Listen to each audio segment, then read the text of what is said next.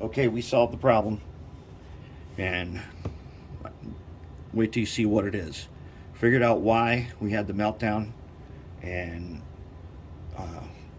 basically we went through the whole thing, got it all working. We're going to go through it step by step. This is an important one because thanks to one of our shop policies here of checking gears for registration marks, that was able to we were able to find out what the problem was, and you'll see that in a little bit. All right, I found probably the source for this stall in the first place. You know how we like to put these gears in with registration marks facing up, and sometimes if they got wording lettering, we read it. Turns out this gear here says 17 on it. That means it has 17 teeth.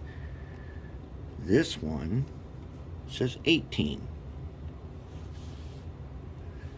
When I put this together, I had mixed these up, and it would bind. That's when I got a 10 power magnifier, and sure enough, these gears are not all the same. Now I put some red lithium in here. Let's just see what happens if we go 17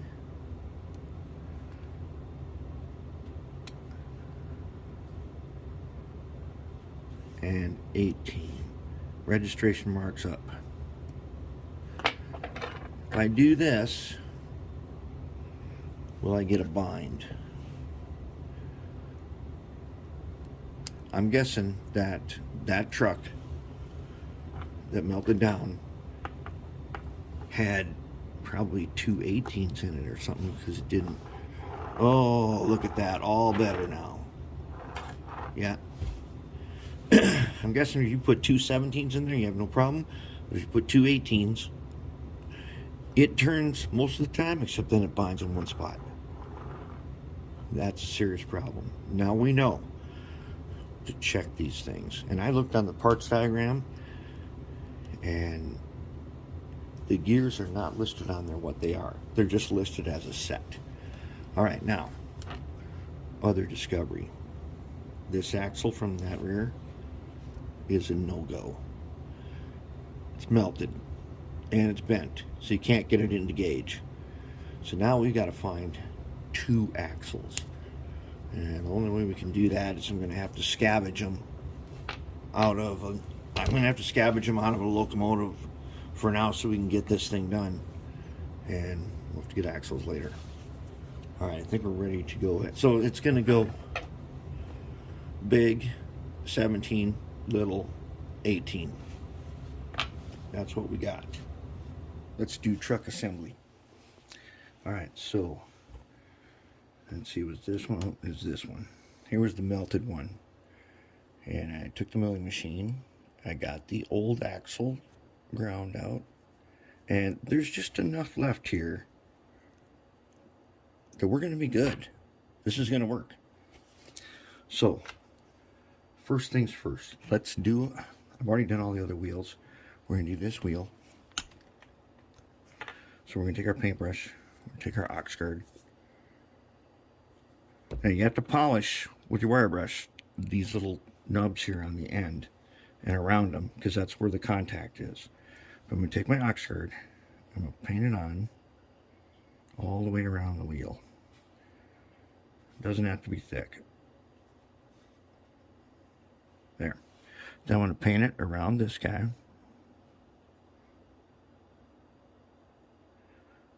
Sometimes you paint the inside here like we do sometimes, and then you clean this, and then you put the ox guard on. I already did the other side. Good to go. Okay, that takes care of the ox guard. Now, we're going to do the gear arrangement. But first, so today I'm trying this zep-e red lube. It's basically the same as the mag one. It says, let's read what it says here. Red lube is an all-purpose non-melt grease specially formulated with extreme pressure and anti-wear additives to provide heavy-duty service. And then it tells you how it can withstand these super ridiculously huge impact pressures. And then it says has excellent adhesive and cohesive properties, which we're going to look at. Resist acid, weather, dirt, salt, spray, steam, oxidation. Protects heavy equipment indoors and outdoors from high temperatures and high loads.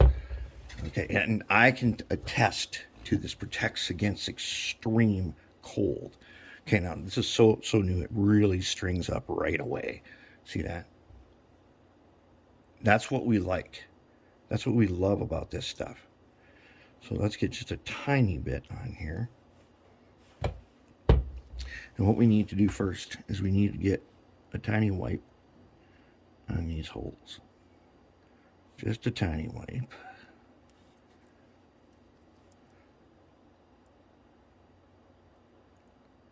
Each one gets just a little bit. Very stringy, which is that means it's really super fresh. My usual can of Mag 1, it's old, decades old now. And it's still good to go. So we've proven that this stuff works. Test of time and temperatures and conditions. Okay, now here is the trick.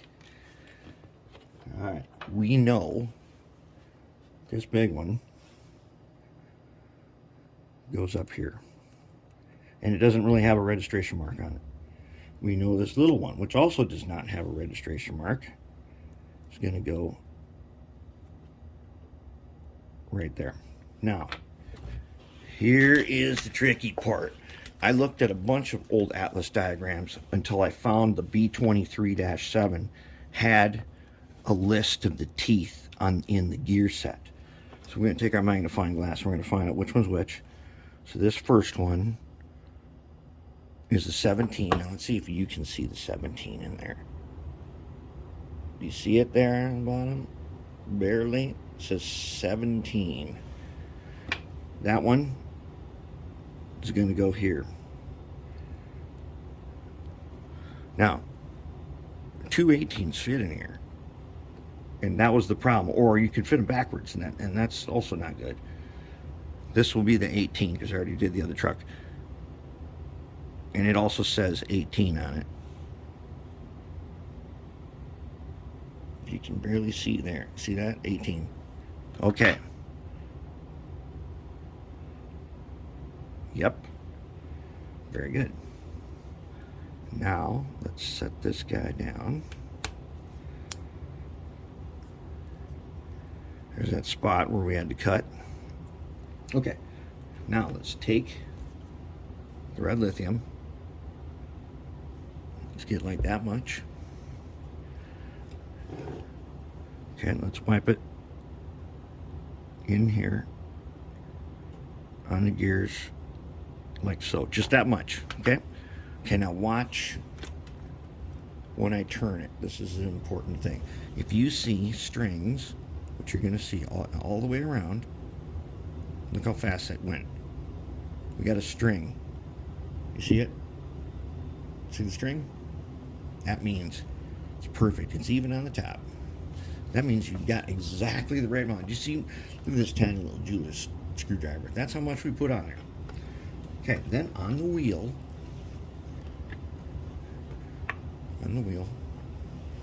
we take a tiny bit, and we're going to wipe one little spot like that.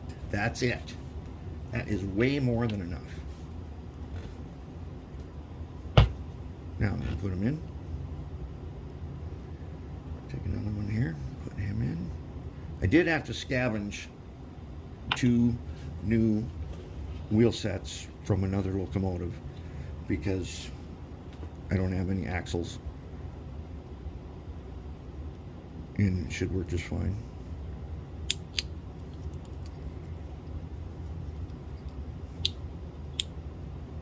There. We're going to check them now. We're going to be able to see that string. You see how little lube we used?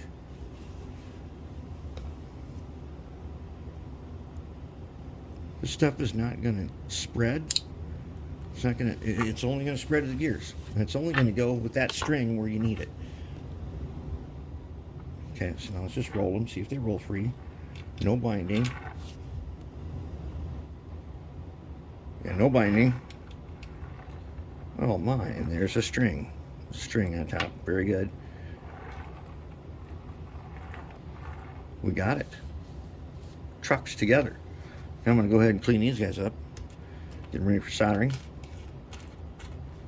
Put them on, and put side frames back on. Alright, let's finish getting these trucks together. Okay, now remember our rule for wiring Atlas. Here's front truck. Today, yellow is standing in for red wire, blue is standing in for black wire. We want the wires soldered on this way, and we want them to come up and a loop around. That way they don't get caught and pinched.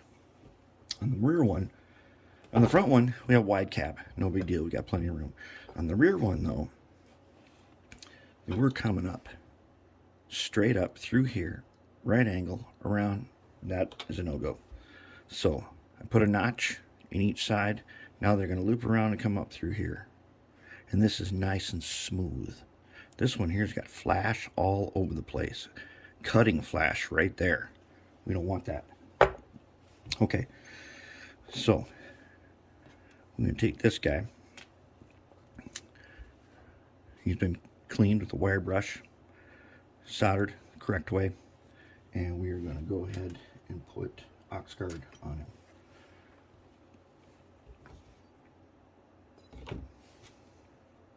And we only want the ox guard in the hole and like that. We want it here and on the other side. Now do not put ox guard on the solder joint. Don't put ox guard ever on your solders, because the ox guard will attempt over time to replace the solder, and then it'll break loose. So we don't want that. Okay.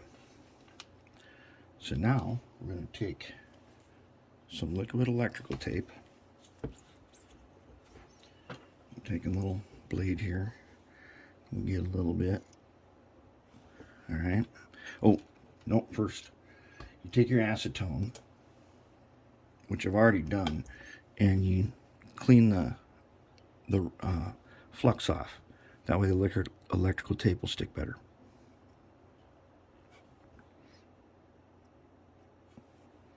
Just like that. And this stuff dries really quick. So now we're ready to put it on. Now we're lucky this time in that these pickups are not directional like many Atlas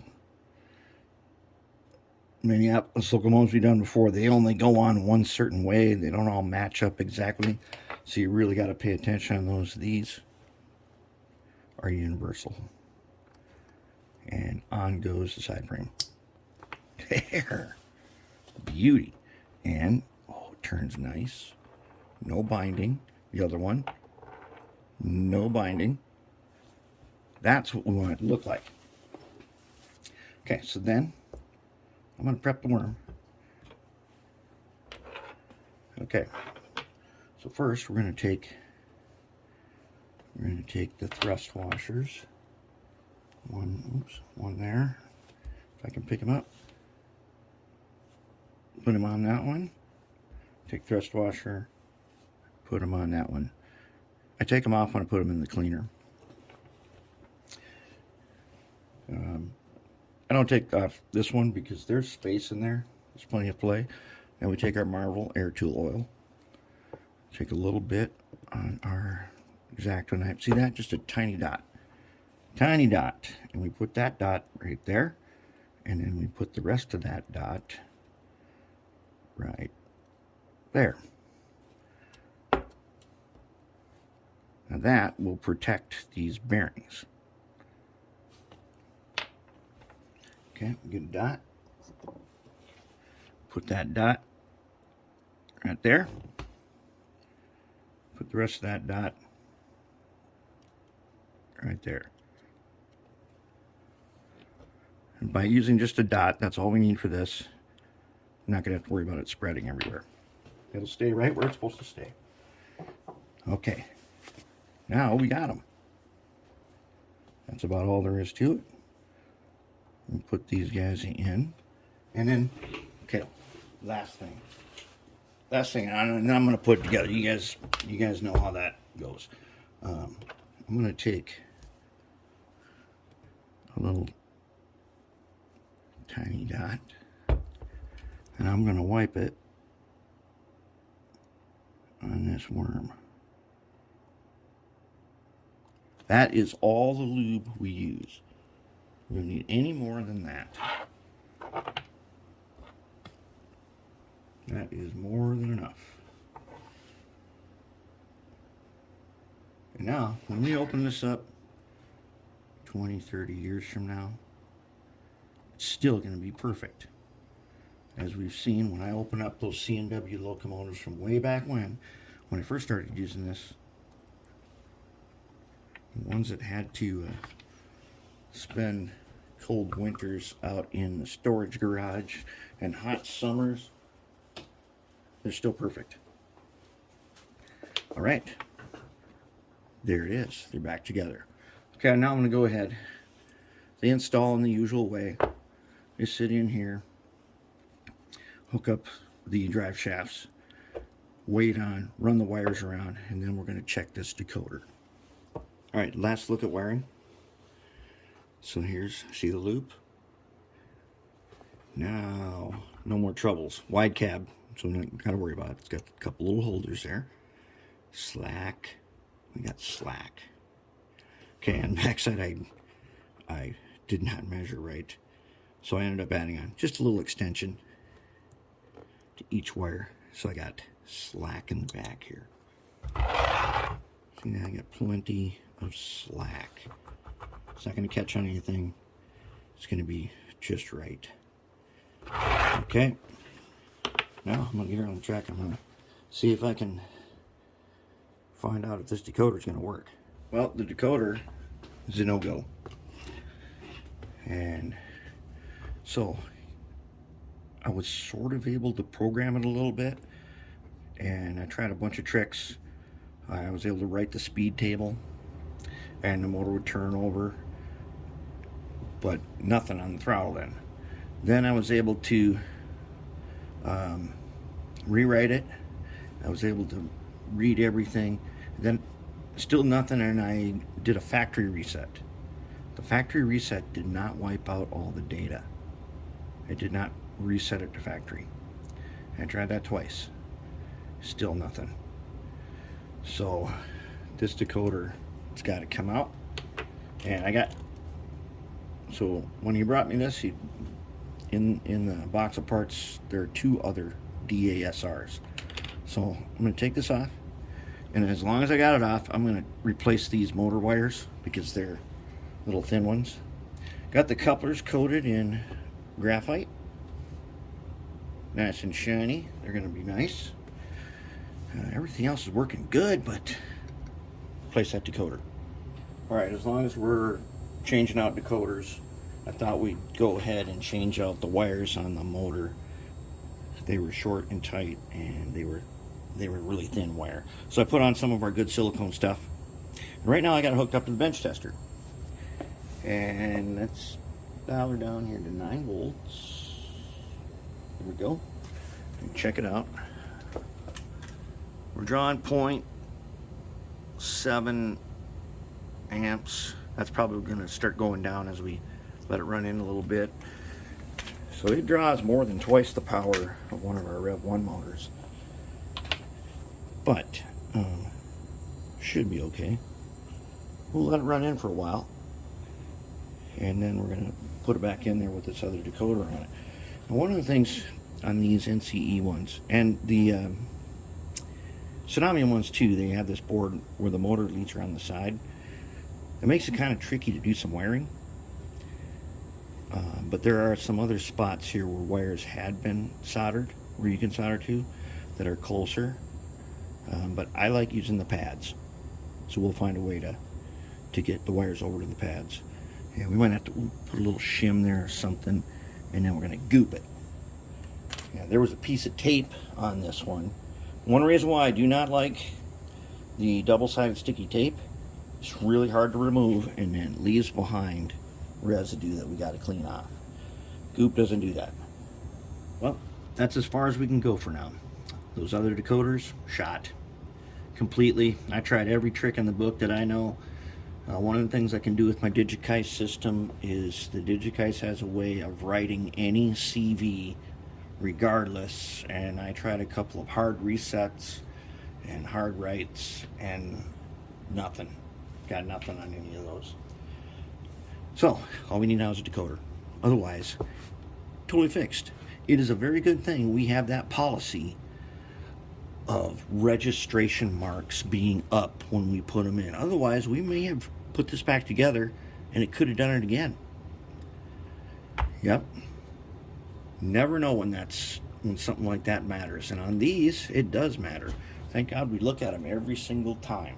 Registration marks up, and we noticed the gear difference. Then we go to the diagrams and see if there's anything. And if there's not, then I went to an older diagram. And sure enough, if I didn't find an old B23-7 that listed that the gears are different. So that's it for now. When Decoder gets here, we'll go ahead and put her back together.